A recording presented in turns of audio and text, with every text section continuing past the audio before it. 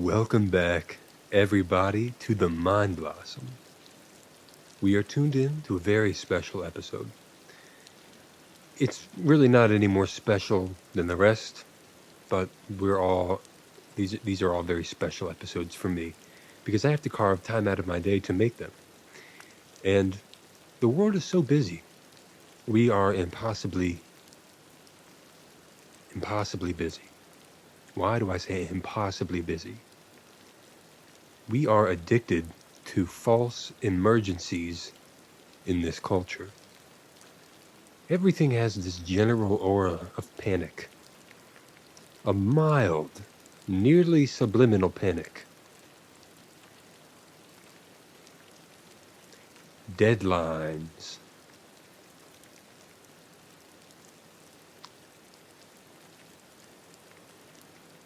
This picture is called Diamond Soul 3. So within the Mind Blossom, I have different ongoing collections. I have Diamond Soul, and I have the Ultraviolet collection. These are developing bodies of work within, my overall portfolio. Diamond Soul and Ultraviolet. Where do I come up with these names? This picture is, like I said, called Diamond Soul 3. So it's the third image in my portfolio to don that title of Diamond Soul. What is a diamond soul? What I'm about to say should not be believed. As a matter of fact, you should not believe anything that I say ever. You should not believe that anything anybody says until you measure it against your own life experience. It's okay to accept and integrate what other people say if what they're saying resonates with you. You may not be able to explain it logically. You may not be able to fully grasp or explain why you believe in something, but sometimes certain things just resonate deep within, like they're touching on a core truth. And you just know that they're real, and it doesn't hurt you to believe it. It actually enhances your life to accept it as truth. Some things we can prove with science, some things we just need to trust our gut. Okay? And so what we're talking about today is the diamond body.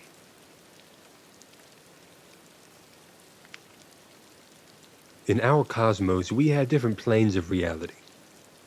We have the Earth plane, and there are parallel universes where we have all Earth planes and, so many different parallel realities. There's a version of our Earth.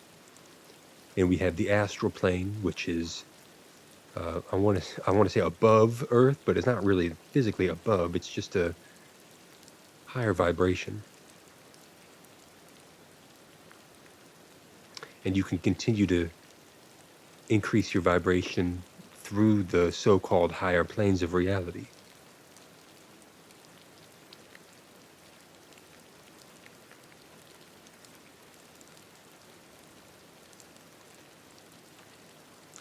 And so, the diamond body.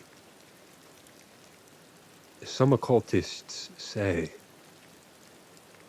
that an individual can pursue what is called self-deification, which is the process of becoming a god. What does this have to do with diamonds? There is a layer of reality where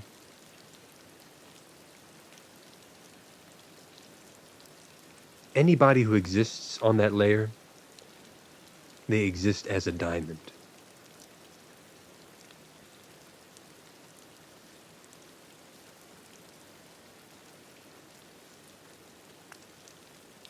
The diamond is probably not like our earthly diamonds. They may not be brilliant, white gems. And yet, our diamonds, the kind that we wear on jewelry, they do bear some kind of semblance to the diamond bodies from beyond. This realm, the diamond realm, is said to be of such a high vibration. It goes beyond anything you can comprehend. In this layer of reality, Earth, we have our physical bodies. And in the astral plane, we have a diamond. In the astral plane, we have our astral bodies.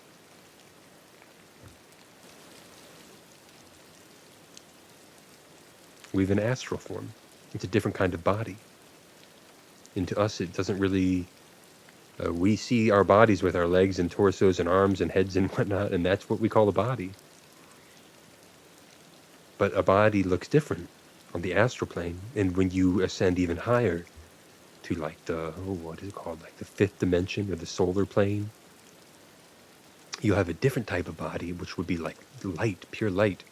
And then you can go beyond that. And you have, as you ascend through these realms, your point of consciousness, which is your soul, as your soul increases and as it learns to, as it remembers how to be in its greater versions of itself, as it learns how to inhabit greater and greater bodies, it can experience the different realms. And the body is like a vehicle for that realm. So if you want to participate in earthly affairs, you go on and take an earthly body. And if you want to hang out in the astral plane, get in your astral body and then go adventure through the astral plane. And if you want to go to the next highest dimension, which I can't even really talk about that because I don't know that much of, I haven't, I can't remember what it's like to be there. You go on ahead into your solar body, your light body. And your being of light going to the solar plane. It's just such the consciousness required to perceive and much less interact with other beings on that realm. Your consciousness needs to be so great and so deep and so vast, and your heart needs to be so open. It's just, you're a next level being. And so once you get to that point where we call those gods. Like, you're kind of a god pretty much once you've gotten to that level of consciousness. And there's a level so high that they call it the diamond body.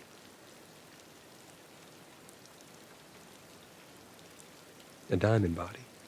Diamonds are formed under pressure. And I can't help but think that that metaphor also applies to the type of consciousness that you need to have on the diamond realm in order to become conscious and aware and on the diamond realm. You need to have gone through some serious trials.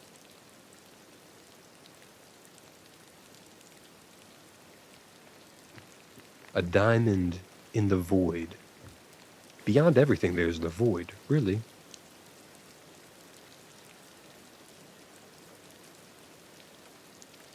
And a diamond body is a self-sustaining entity that can exist. It self-perpetuates in the void.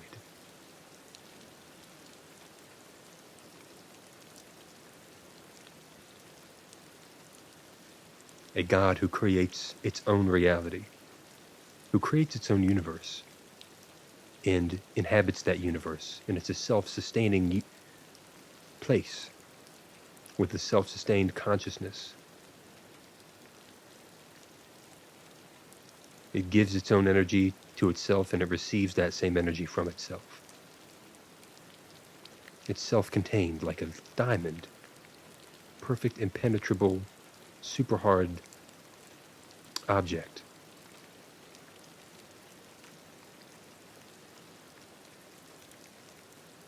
And if you had a diamond body, you could look down and you could see the solar, you could see fifth dimensional consciousness. You could look even lower than that and see fourth dimensional consciousness, which is like our imagination and stuff, the astral plane.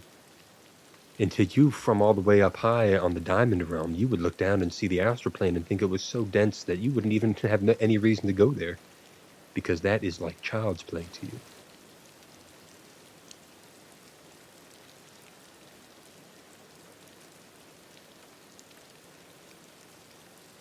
So, a diamond body, only high-level gods can really get there. And that is pretty much all I'm going to say about that. Why? Because that's pretty much all I know. And there are most certainly, probably, resources out there for you to explore the diamond body even further. Such texts, if you can find them, are probably rare, and they may be obscure, and they may be so esoteric that you probably might give up on them before you finish the manuscript or the book or whatever it is you find, whatever type of resource. I have found very few informational sources that seem to be legit regarding this phenomenon that we call the diamond body.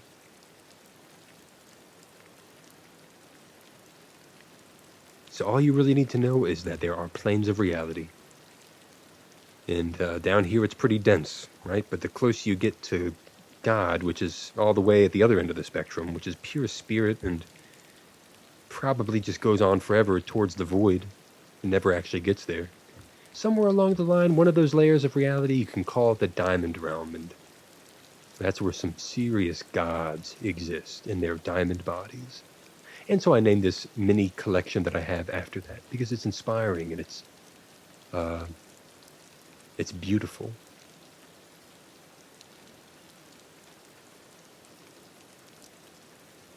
And yet I'm not even really on that path. I guess in some sense I am. I think we all came from, we all do probably have a diamond body, but we don't know how to access it. You know, we've plunged into the depths of this material world. Oh, we went all the way down, away from our own creation and into the pits of low vibrational energy down here on Earth. You know, we did that so that way we could climb back up and reverse our self-induced amnesia. So we probably do have diamond bodies. We just forgot how to access them. And it's up to us to figure out how to get into our diamond body again. Most of us aren't even in our astral bodies, which is to say most of us can't even get into the astral plane. And that's right in our backyard. You know, that's the next layer beyond Earth. You know, when they say astral projection, going to bed and having an out-of-body experience, you're moving out of your physical body and into your more etheric spirit. So most of us can't even do that. I can't even do that. I'm not a spiritual guru. I do have a little bit of knowledge, but when putting it into practice is what really matters. Knowledge alone, that's all right. But it's nothing unless you put it into practice. So you can know all the information you want about spirituality and the astral plane and spells and rituals and everything, but until you actually use it to make changes in your life, what does it matter? It doesn't. Knowledge is a tower in that way. They call knowledge an ivory tower.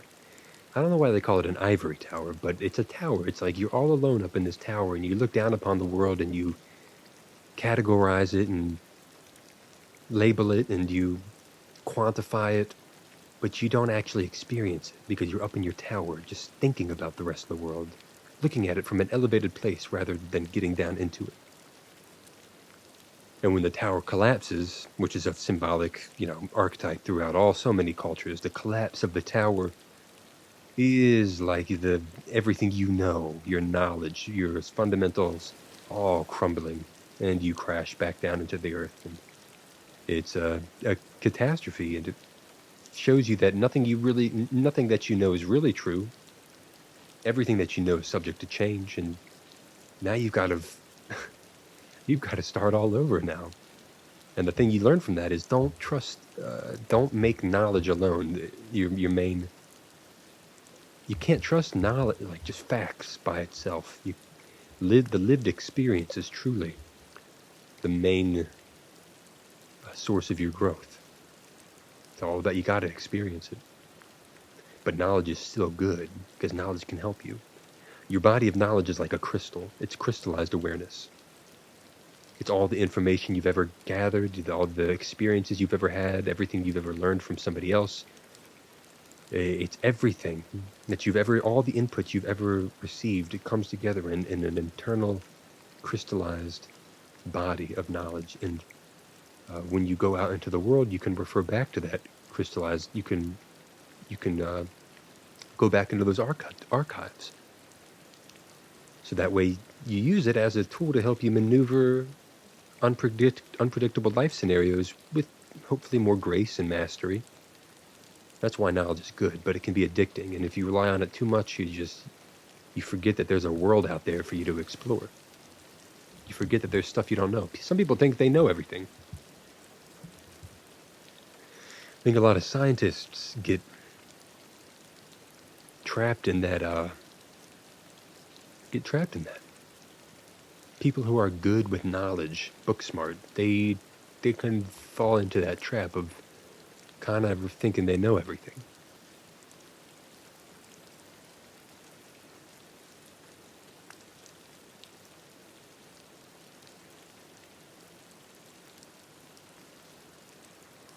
What's equally important, in order to learn more things, of course, we have to keep our mind open, but what's equally important is keeping our heart open. You can have all the knowledge in the world, but if your heart is closed off, your heart center, your heart is like a mind in its own way. You have that heart center. Hold on, everybody. Let me turn off. I'm going to step away for 2 seconds.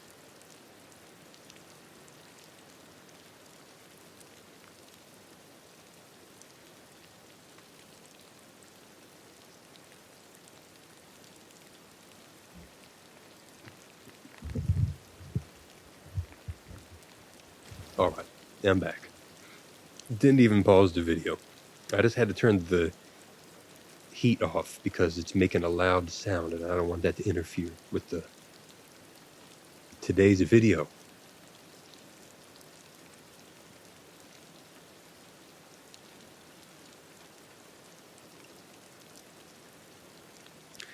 I am trying to get more involved with the astral plane, because I am trying to grow spiritually. Spiritual growth. What does that mean? Well, the spirit world, spirituality is just the unseen world. It's all energy, and the unseen world, it's just straight up things that you can't see. The spirit world is stuff that exists that you can't perceive yet, but you potentially could if you grow up a little bit, if you develop your senses. You can begin to sense energy, or at the very least, you can just have faith in it. When we do magic, a huge part of it is faith, or at least you could call it conviction, belief. Let me give you an example.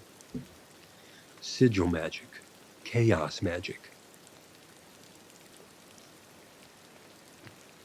Some people what they will do is they'll get a piece of paper and a marker, and they will think about the change that they want to create in the world. Maybe you want $10,000.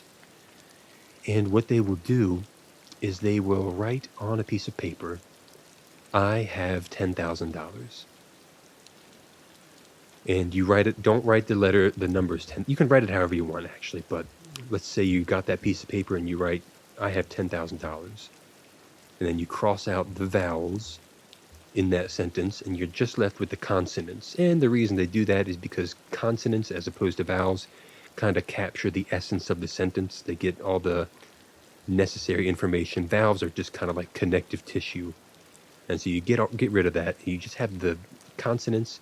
You put them all together in one word, and it would end up looking like a nonsense, non-English word. It's not from any lexicon ever. It's totally new. All right, so you've got those consonants. Now all those letters that are remaining, you draw them together on a new piece of paper, and you put those letters together any way you want, so that they look like a symbol or a sigil. They look like a mark or a rune or some type of ancient symbol. And it's really nonsense. It doesn't mean anything to anybody but you. And yet when you see all these letters combined, you know that beneath that esoteric image, there's a deeper meaning, because you wrote the original sentence. And so now this symbol that you've created has a deeper meaning to it. And what people will do, what magicians will do, is they will gaze into the sigil. And they will continue to pour their intention and their energy into that symbol. So the example we used was, I have $10,000, right? You wrote that out, took out the vowels, put all the remaining consonants together in a unique and strange way, hopefully an artistic way. And now you're looking at the symbol. And when you look into it, you're simultaneously imagining having $10,000. You're thinking about having $10,000. And you're feeling the emotions of having $10,000 too. Feelings of gratitude, feelings of joy. That's how I would feel if I had $10,000 show up in my life. Ecstasy you would feel. You would feel freedom, release, and relief. Oh, that takes a huge burden off my plate. $10,000 now, that's a huge cushion for me. I can breathe much easier now. And it feels so good. I can even share some of this too. That's what a magician is thinking when they're looking at their sigil that they've made, that they're about to cast this spell. So all that is pouring into the magic symbol. And then what they do?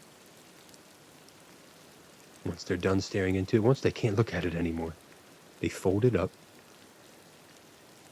and they burn that piece of paper over a candle. And as the piece of paper burns, and as it turns to ash, the magician will watch and visualize that paper. They will visualize it turning into energy and dissipating into the astral plane. And that energy reverberates in the unseen world, and it causes ripples, and those ripples cause ripples, and so on, and it just continues to cause ripples.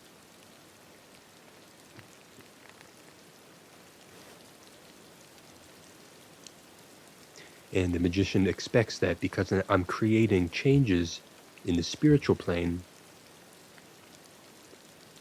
those changes will eventually reverberate into the material plane. So whatever changes I make on the mental plane, the astral plane, we can pretty much clump it together and say the unseen world, the spiritual world. Whatever changes I make in the world of spirit will eventually manifest in time down here on Earth. Changes will begin in the world of energy, which is to say the unseen world, which is to say spirit, and then those changes will inevitably, and it's impossible to stop it, occur on the physical plane. And so that whole business about writing sigils down on paper, all of that is a way for you to get your mind engaged It's all a way for your mind and emotions to cooperate on the energetic plane to do something. So what you've done, the paper, the symbol, all that, those are just tools. They they're just these objects, these tangible objects, but they represent something on an energetic level. And by interacting with them with intention and emotion, you have ignited changes on an energetic level. You've done something on the mental plane. You've done something on the emotional plane, which is to say emotions, energy and motion. You've united your thoughts and your emotions to do something, to generate $10,000 for yourself.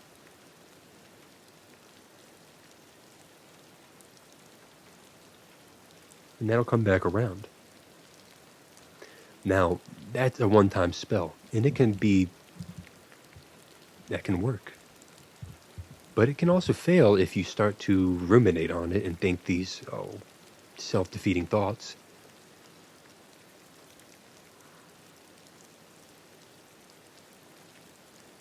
Because then when you put a self-defeating thought out there onto the mental plane, and it's like you just did a counter spell on your own magic.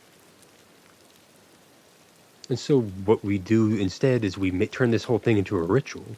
Maybe you do sigils on a daily basis, or maybe you do it one time, and then for the remaining, then you just, after that, you give yourself supplemental doses of magic just by thinking and feeling what it's like to have $10,000.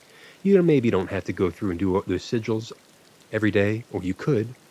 At the very least, what you can do is keep it in your mind that you have $10,000 and remind yourself to feel what it's like to have money.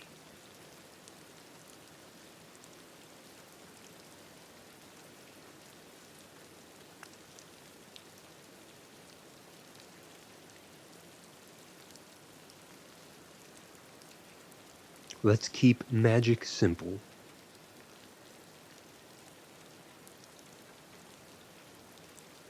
Magic is technology. It's just technology that we can't really describe with science. But one day we will be able to.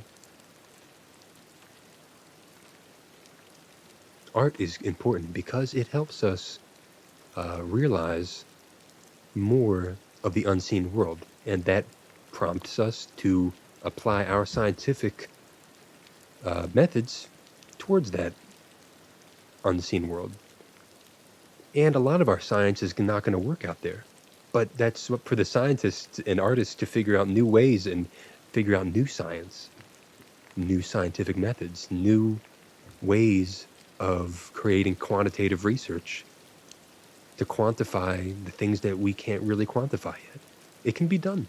It has been done.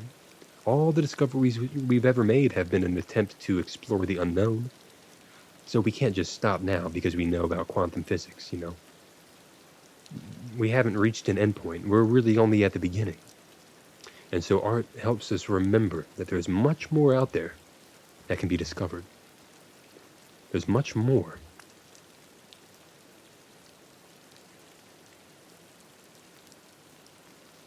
Energy, emotions, they're the same. An emotion is energy in motion, so emotion is just energy. Anger, revenge, I talk about those a lot, but also joy and bliss and peace. I would say you feel, you know what it's like to feel peace, and that's energy. That can feel something. The thoughts are an important part of magic as well. Thoughts kind of provide the boundaries. I think about $10,000. Okay, that's a fact. That's just a thought form. Now let me charge it with gratitude. Feelings of gratitude, feelings of joy. Now I have the shape, and I have the energy to feel it. I have the container, the vessel, and I have the energy to pour into it.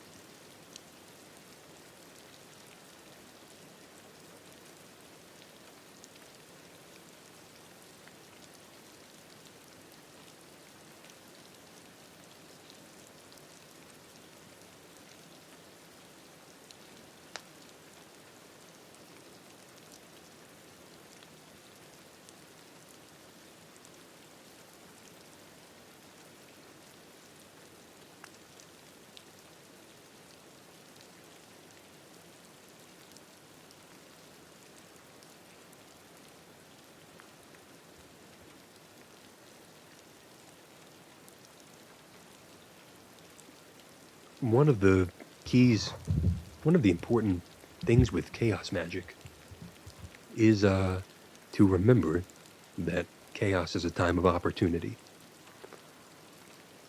When you find yourself in a chaotic situation, let me give you an example. Let's say you just lost your job, not because of anything you did, but because your company is having layoffs. Let's say you work for a nonprofit and suddenly the funding for your company is gone. Okay, you and everybody else just lost your jobs. You lost it. On Sunday, your boss called you and said that tomorrow you don't have a job, so you don't need to show up. And they're going to pay you, thank God, they're going to pay you for 2 more weeks of work, but that's it. You're asked out, basically. All right, so now you basically have 2 choices. Something has just broken. Your financial stability has just shattered. Your job has been sacrificed. And it doesn't really matter if it was your fault or not. Like, your job is gone. That is a death. Something died. So when something dies, all that energy that was tied up inside of it is released. Anytime a form is destroyed, the energy doesn't get destroyed. The energy just releases into a chaotic explosion. All that energy that was tied up in your job now it still exists, but it has nowhere to go. And so you basically have 2 choices. You're confronted with this burst of energy. Chaos. I say chaos because it's unpredictable. You don't know what's going to happen next. This energy could manifest in an unlimited different ways.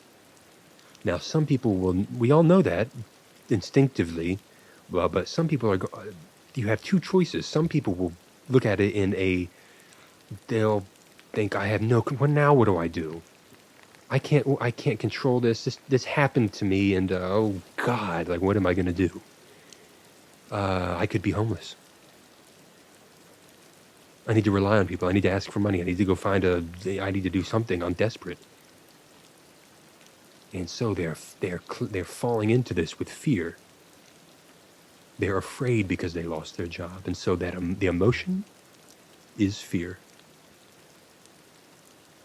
And the thought form that they're probably thinking about is homelessness or bankruptcy or unemployment, or they're thinking of all these possible things that could happen. And whichever one reigns dominant in their mind is going to stick around, because if they keep thinking about it, then of course there's going to be a pattern. There's going to be a body on the mental plane. A body is a consistent pattern where the form is consistent over and over again. So if you keep thinking about homelessness, then that's the thought form that's going to be in your mind. It's the vessel is there, and the energy that goes into that vessel is fear.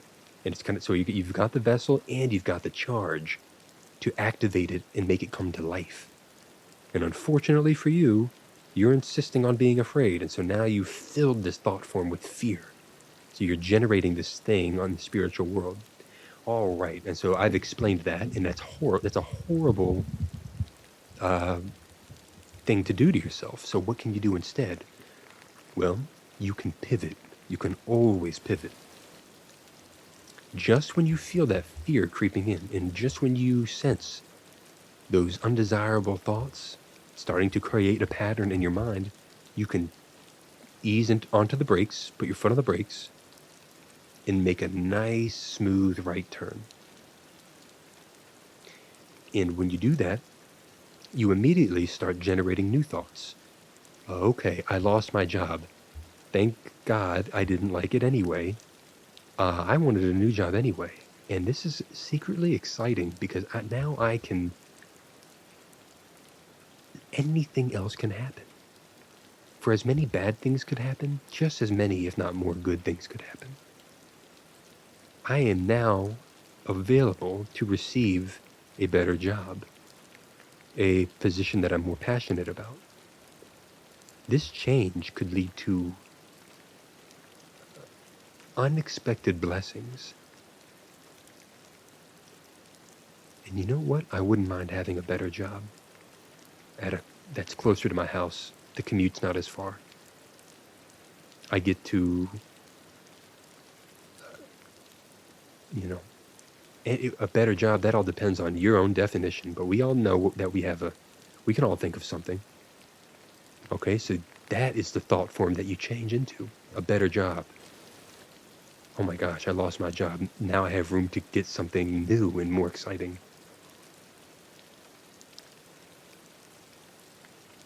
And that excitement, that passion, that's the energy to fuel and activate and charge the thought form. So as soon as you lose your job, if you'd have, as an example, in this example, immediately start feeling grateful for that loss. That gratitude, the excitement, and the passion and the joy, because you're about to come into contact with a whole new thought form that's manifesting, and that thought form is a new opportunity. So I took you on that long road, that big example, just to show you that chaos can spin you out of control, can spin you around, but only if you're afraid, right? If you stay positive and you stay grateful despite the chaos, then listen, the chaos is still going to exist, but it's going to turn into something. It always does. Chaos must turn into something. It's just what it does naturally. It can't help it. It's the purpose. It's change.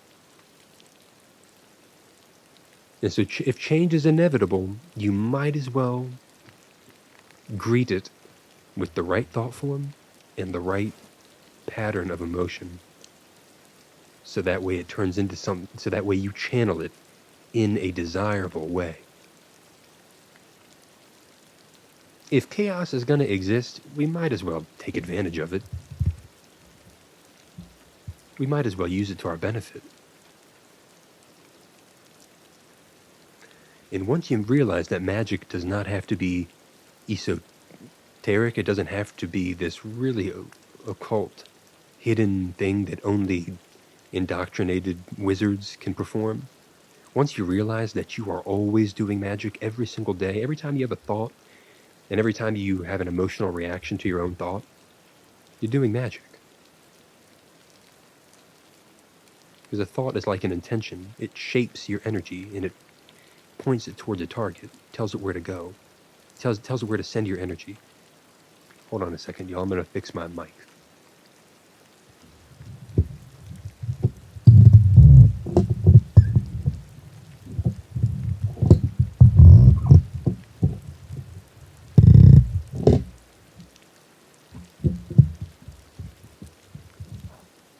All right, I am back.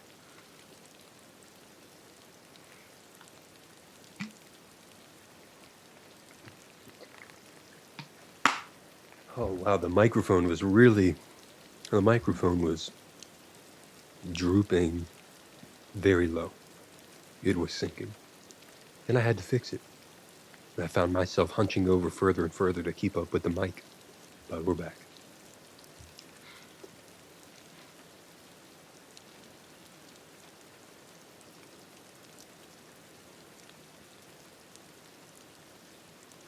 And so today in this video, we have approached chaos magic.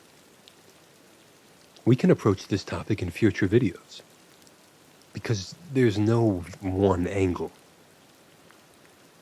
There's no one angle to approach chaos magic. There's no one official way. And I don't even think chaos magic is the right way to put it. I think straight up magic is just a better word.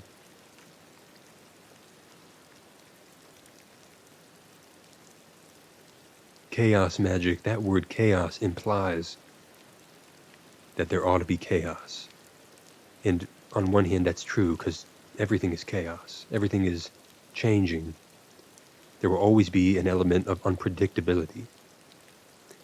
But sometimes when we say chaos magic, we think that we need to invoke chaos, or we need to stir up trouble, or we need to pull the lid off some ancient underworld from which the primordial fires of chaos emerge to transform our life. Are these things possible? Yes, I believe they are.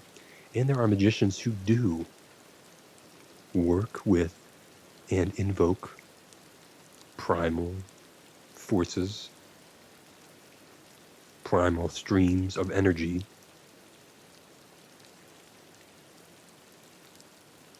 But that's not what we do. That's not what I do. I don't need to invoke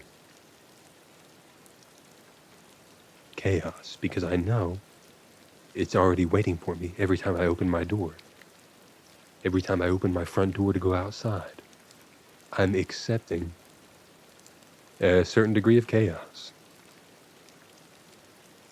Now, you can live in more chaotic environments like the hood, certain third world countries, certain cities, neighborhoods.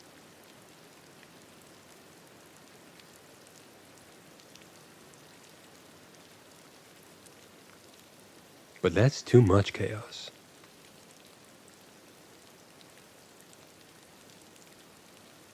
Chaos will tear you apart if you disrespect it.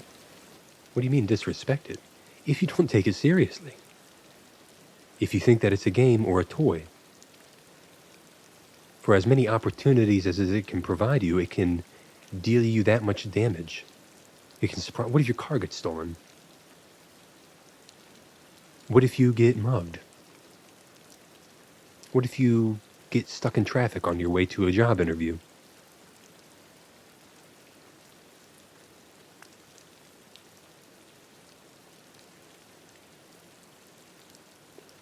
I say this not to ruminate and fixate on negative possibilities. That's the last thing you should ever do. You should focus on and remind yourself to pay attention to that which is working and that which is going well, feeling gratitude for what you have. I use these scary examples to remind you that chaos is it's bigger than you, and it's destructive. And it doesn't care about your personal, it doesn't care about your feelings.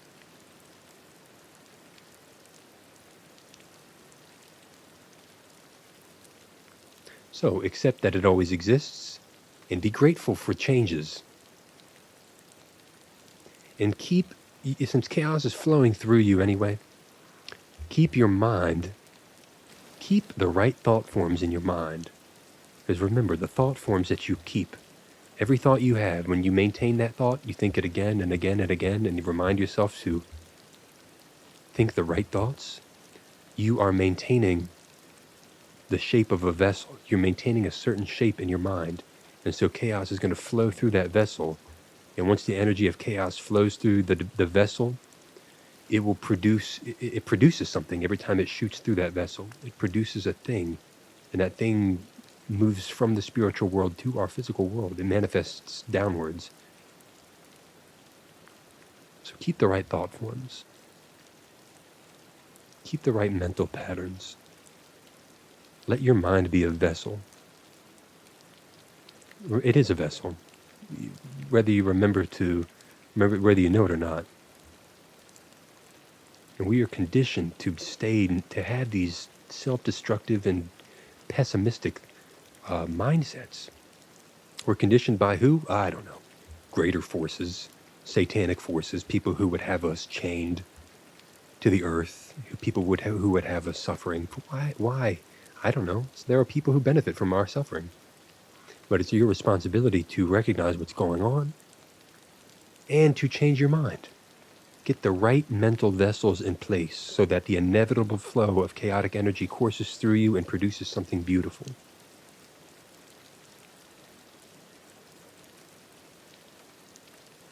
It takes work. You kind of have to fight for it sometimes. You kind of have to remind yourself, okay, to get your mind right. Reframe everything. Withdraw all of your projections. Everything that you project on the world, bring it back to yourself, to your own center. Bring it on back. And accept the fact that even if you don't know how you're doing it, you are somehow projecting. And that somehow everything negative you see in the world around you, and everything you see positive, is a reflection of yourself. Those forms, those external forms in the world, they're being magnetized to you because you have something inside of you that's similar. You have a thought form that you're harboring that's got the same electromagnetic resonance as those things you see in the outside world, and so they have a tendency to find each other. So yeah, that person may be an asshole, but they represent a part of you that's an asshole too.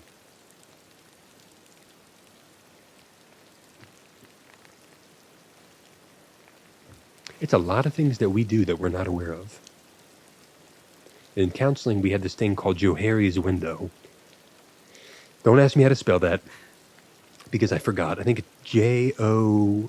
I don't remember. Johari's window. And it's 4 quadrants. And it's about the personality. There's a part of us that we are aware of and that other people are aware of. There's a part of us that we are aware of that other people don't know about. There's a part of us that we're not aware of, but other people can see it. And finally, there's a part of us that we don't know about and that other people don't know about.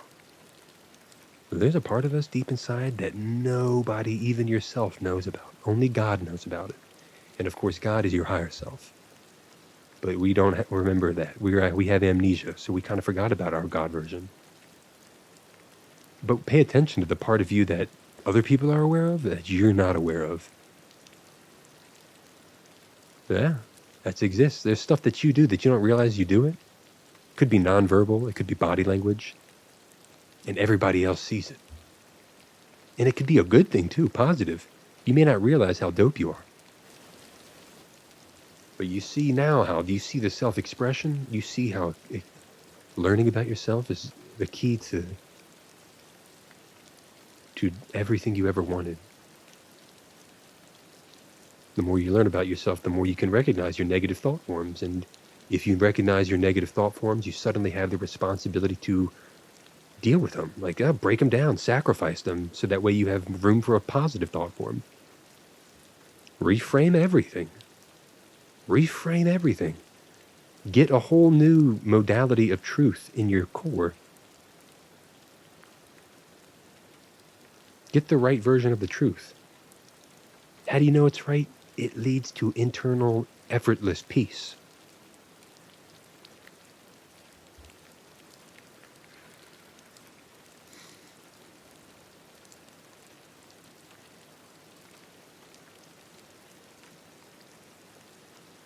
And so, my friends, this is Diamond Soul, a picture by the Mind Blossom. That black orb behind the figure's face is like a diamond. It's like a black diamond. It's in the void. It's kind of even of the void. But it's a self-sustaining object within the void. It's on the precipice of annihilation, and yet it sustains itself. How? I don't know. Secrets for the diamond body. I'm not there yet, and I don't care to be there. I'm happy where I am, and yet I am still growing. My focus is still towards the spirit. As you move towards the spirit, abandon not the responsibilities of the flesh.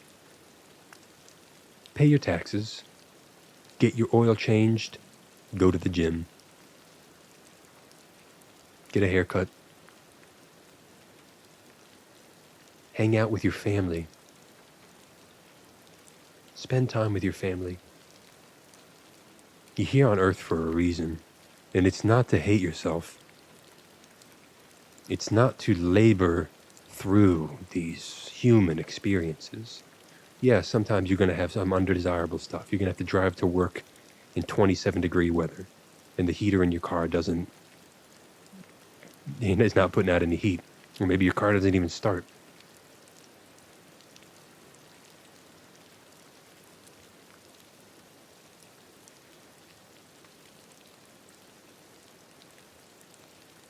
But it is up to you to find the joy in these human experiences. There are human experiences that have so much joy that doesn't exist on the higher planes.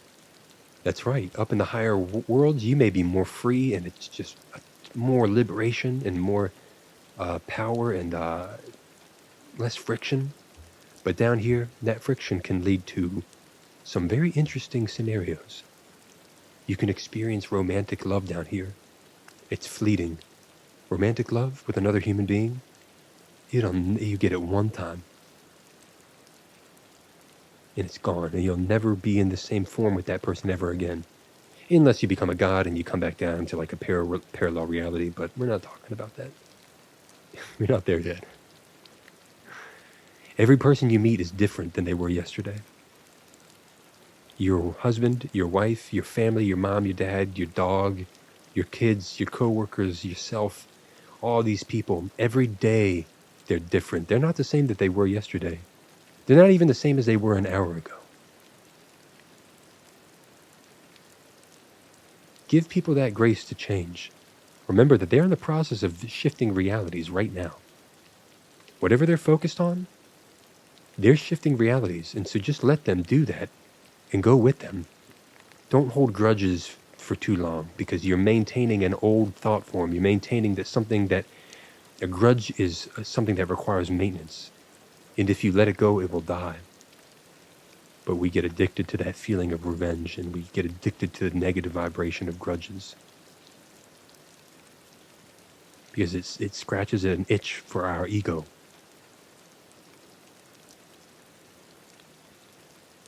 But that's a downward spiral that never gets satisfied. And so we have to let it go. Let ourselves change and accept the forms that we change into. And when you're in a relationship with somebody, a friend, whoever, a romantic, doesn't matter, let them change. And if you can, try to be in awe of who they become. Try to love the version of them that they're becoming. And let yourself change with them. Stay open together. Don't really know how I got talking about this, but we are now on this is a tangential experience here at the Mind Blossom. We go off into several different places. And we end up right back at the center where we started.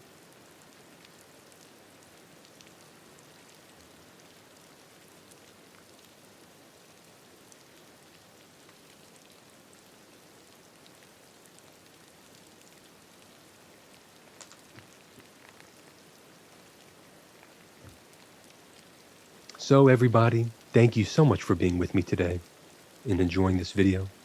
I hope you enjoyed it. I will make more. And I love doing these videos. It's like a journal for me to express whatever is inside. Okay? And until next time, everybody, choose love and peace out.